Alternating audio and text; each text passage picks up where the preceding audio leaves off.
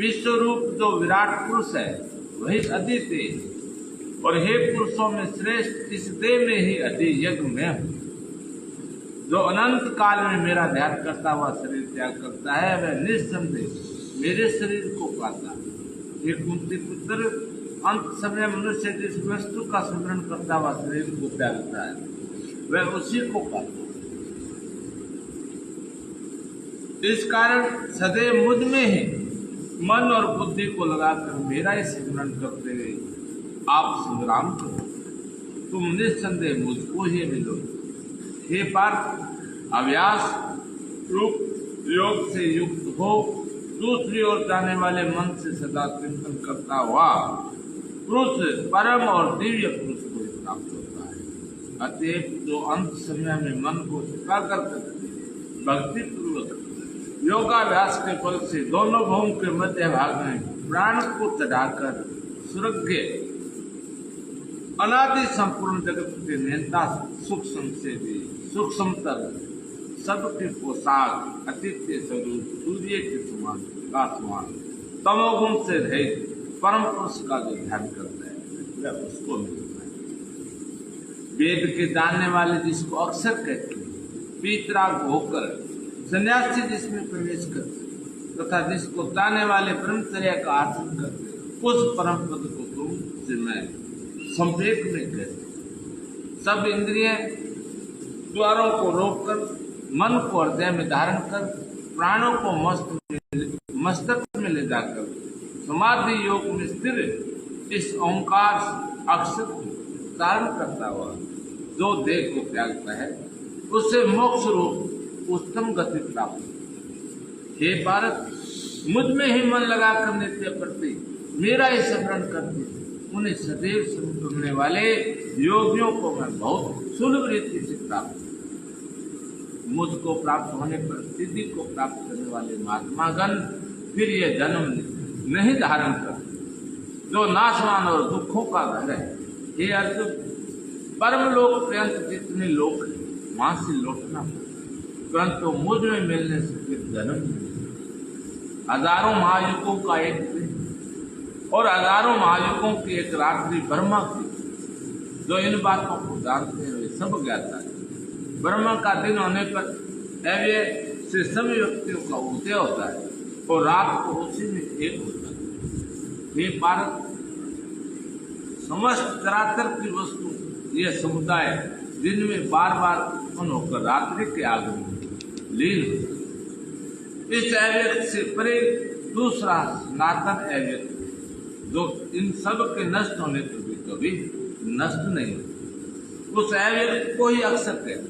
वही परम गति जिसको प्राप्त करके इस संसार में जन्म नहीं होता वही मेरा परम धाम। हे भारत, जिसके अंतर्गत सब प्राणी है और जिसने इस समस्त जगत को विस्तार कर रखा है वह श्रेष्ठ पुरुष अनन्य भक्ति से ही। एक कुंती पुत्र, जिस काल में योगी जन देह छोड़कर फिर नहीं लौटते और जिस काल में लौट आते अब वह काल में आपको मिला जिसका मैं अग्नि प्रकाश और दिन शुक्ल पक्ष हूँ। ऐसे उत्तरायण के 6 महीने में मृत्यु को प्राप्त हुए बर्बादी को प्राप्त होते हैं। अर्धरात कृष्ण पक्ष और दक्षिणायन के 6 महीने इनके मध्य गमन करने वाले चंद्रमा की ज्योति को पहुंचते और लौट आते। संसार के नित्य चलाने वाले शुक्ल और कृष्ण नाम की 2 गतियां हैं। एक से आने वाले फिर लौटना पड़ता है और दूसरी फिर लौटना नहीं। हे पार्थ, योगी इन दोनों गतियों का तत्व जानता है, इसी से मोह में नहीं। अतएव हे अर्जुन, तुम सदा युक्त हो। वेद यज्ञ तप दान में जो पुण्य फल बतलाए गए हैं योग से उन सबको अधिक ऐश्वर्य प्राप्त होता है और सर्वोत्तम आदि संतान मिलता है। बहुत जय। अब 8वें अध्याय का महत्व सुनो। श्री नारायण जी बोले, हे लक्ष्मी, दक्षिण दिशा में नर्मदा के तट पर एक नगर है।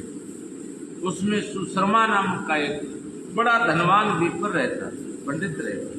एक दिन उसने एक संत से पूछा कि हे ऋषियों, मेरे संतान नहीं, तब ऋषिवर बोले तू अश्वमेध यज्ञ बकरा देवी पर चढ़ा, देवी तुझको पुत्र दे। तब उस विप्र ने यज्ञ करने को एक बकरा मोल लिया, उसको स्नान करा के सेवा मेवा खिलाई। जब उसको मारने लगा तब वह कह शब्द करके हंसा। जब ब्राह्मण ने पूछा अरे बकरे तू क्यों हंसा है? तब बकरे ने कहा पिछले जन्म में मेरे भी संतान नहीं थे। तब एक ब्राह्मण ने मुझे भी अश्वमेध यज्ञ करने को कहा। मैंने सारी नगरी में बकरा ढूंढा परंतु बकरा हाथ में लगा। ढूंढते ढूंढते एक बकरी का बच्चा दूध पीता मिला। उस बच्चे समेत बकरी को मैंने मोल ले लिया। तब उसको बकरी के स्तन से छुटाकर यज्ञ करने लगा। तब बकरी बोली अरे ब्राह्मण तुम ब्राह्मण थे जो मेरे पुत्र को होम में देने लगे, तू महापापी। क्या यह कभी सुना है कि प्राय पुत्र को मारने से किसी ने पुत्र पाया है? तू अपने संतान के लिए मेरे पुत्र को मारता है, तू निर्दयी है, तेरे पुत्र नहीं होगा। बकरी बहुत कुछ कहती रही पर मैंने एक न मानी। तब बकरी ने मुझे श्राप दे दिया कि तेरा गला भी इसी तरह कटेगा। इतना कहकर वह बकरी तड़प तड़प कर मर गई। कई दिन पीछे मेरा भी काल आया। यमदूत मारते मारते धर्मराज जी के पास ले गए। धर्मराज ने कहा इसको नरक में दो, ये बड़ा पापी है। फिर नरक होकर बंदर की योनि मिली। तब मुझे एक बाजीगर ने मोल लिया। वह मेरे गले में रस्सी बांधकर द्वार द्वार सारे दिन मांगता करे, खाने को थोड़ा दिया करे। जब बांदर की देह छूटी तो कुत्ते का जन्म पाया। एक दिन मैंने किसी की रोटी चुरा खाई कुत्ते ने, तब उसने ऐसी लाठी मारी कि पीठ टूट गई, कमर टूट गई। उस दुख से मेरी मृत्यु हो गई। फिर घोड़े की देह पाई। उस घोड़े को एक बटियारे ने मोल लिया। वह सारे दिन चला करे, खाने पीने की खबर न ले। सांझ के समय एक छोटी सी रस्सी से मुझे बांध छोड़े, ऐसा बांधे कि मैं अपनी मक्खी भी न लगा। एक दिन दो लड़के और एक कन्या मेरे ऊपर चढ़कर मुझे चलाने लगे। वहां बड़ी कीचड़ थी, फंस गए। ऊपर से वह मारने लगे जिससे मैं मर गए। इस तरह अनेक जन्म भोगे। अब मैंने बकरे का जन्म पाया। मैंने जाना था अब मैं सुख पाऊंगा, सो अब तूने मुझे मोल ले लिए और छुरा मारने लगे। तब ब्राह्मण ने कहा रे बकरे तुझे भी जान प्यारी है, सुन अब मैं अपनी आंखों देखी कहता हूँ। कुरुक्षेत्र में चंद्र सुशर्मा राजा स्नान करने को आया। उसने ब्राह्मण से पूछा ग्रहण में कौन सा दान करूं? उसने कहा हे राजन काले पुरुष का दान करूं। तब राजा ने काले लोहे का पुरुष बनवाया, नेत्रों में लाल गढ़वा सोने के आभूषण पहनाए। तब वह काला पुरुष कह कर शब्द करके हंसा। राजा डर गया कि कोई बड़ा अवगुण है जो लोहे का पुरुष हंसा। तब राजा ने बहुत दान किया तो फिर हंसा और ब्राह्मण से बोला हे ब्राह्मण तू मुझे लेगा? ब्राह्मण बोला मैंने तेरे शरीर के कई बचाए हैं, फिर तू क्या अटकेगा? तब काल पुरुष ने कहा तो मुझको वह कारण बता जिसके कारण से तूने अनेक बचाए हैं। तब विप्र ने कहा जो गुण मेरे में सो मैं डालता हूँ। तब वह काला पुरुष कह कर शब्द करके फट गया और उसमें से एक कालिका की मूर्ति निकल आई।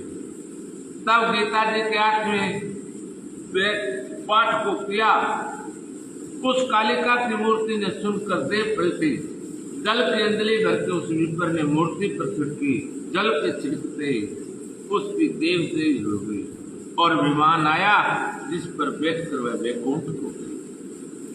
तब राजा ने कहा तुम्हारे में कोई ऐसा गुण है जिसके द्वारा मैं भी इस अधम देश से मुक्ति पाऊं? तब उस विप्र ने कहा मैं वेद पाठी हूँ।